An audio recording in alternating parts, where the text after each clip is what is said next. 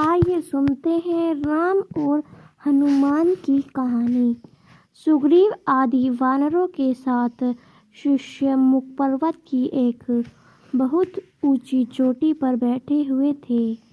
उसी समय सीता जी की खोज करते हुए लक्ष्मण जी के साथ भगवान श्री रामचंद्र जी ऋष्यमुख पर्वत के पास पहुँचे।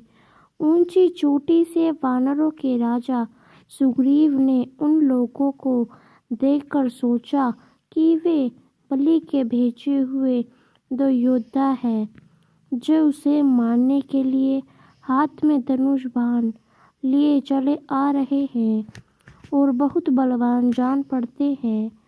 डर से घबराकर उसने हनुमान जी से कहा, हनुमान जाकर देखो, तो बहुत ही बलवान मनुष्य हाथ में धनुष बाण लिए इधर ही बड़े चले आ रहे हैं। लगता है इन्हें बलि ने मुझे मारने के लिए भेजा है। ये मुझे ही चारों ओर खोज रहे हैं। तुम परंतु तपस्वी ब्राह्मण का रूप बनाकर इन दोनों योद्धाओं के पास जाओ तथा पता लगाओ कि ये कौन है और यहाँ किस लिए घूम रहे हैं। अगर कोई भय की बात जान पड़े तो मुझे वहीं से संकेत कर देना। मैं तुरंत इस पर्वत को छोड़कर कहीं और भाग जाऊंगा। सुग्रीव को अत्यंत डरा हुआ और घबराया देखकर हनुमान जी तुरंत तपस्वी ब्राह्मण का रूप बनाकर भगवान श्री रामचंद्र और लक्ष्मण जी के पास जा पहुँचे। उन्होंने दोनों भाइयों को माथा झुकाकर प्रणाम करते हुए कहा, प्रभु आप लोग कौन हैं, कहाँ से आए हैं? यहाँ की धरती बड़ी ही कठोर है, आपके पैर बहुत ही कोमल हैं। किस कारण से आप यहाँ घूम रहे हैं?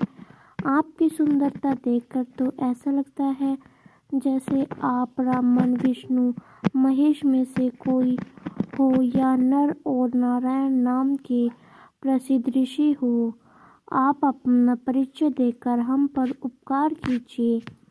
हनुमान जी की मन को अच्छी लगने वाली बातें सुनकर भगवान श्री रामचंद्र जी ने अपना और लक्ष्मण जी का परिचय देते हुए कहा कि राक्षसों ने सीता जी का हरण कर लिया है। हम उन्हें खोजते हुए चारों ओर घूम रहे हैं। ब्राह्मण देव, मेरा नाम राम तथा मेरे भाई का नाम लक्ष्मण है। हम अयोध्या नरेश महाराज दशरथ के पुत्र हैं। अब आप अपना परिचय दीजिए। भगवान श्री रामचंद्र जी की बातें सुनकर हनुमान जी ने जान लिया कि ये स्वयं भगवान ही हैं। बस फिर क्या था, हनुमान जी तुरंत ही उनके चरणों पर गिर पड़े। भगवान श्री राम ने उठकर उन्हें गले से लगा लिया। हनुमान जी ने कहा, प्रभु आप तो सारे संसार के स्वामी हैं, मुझसे मेरा परिचय क्या पूछते हैं? आपके चरणों की सेवा करने के लिए ही मेरा जन्म हुआ है।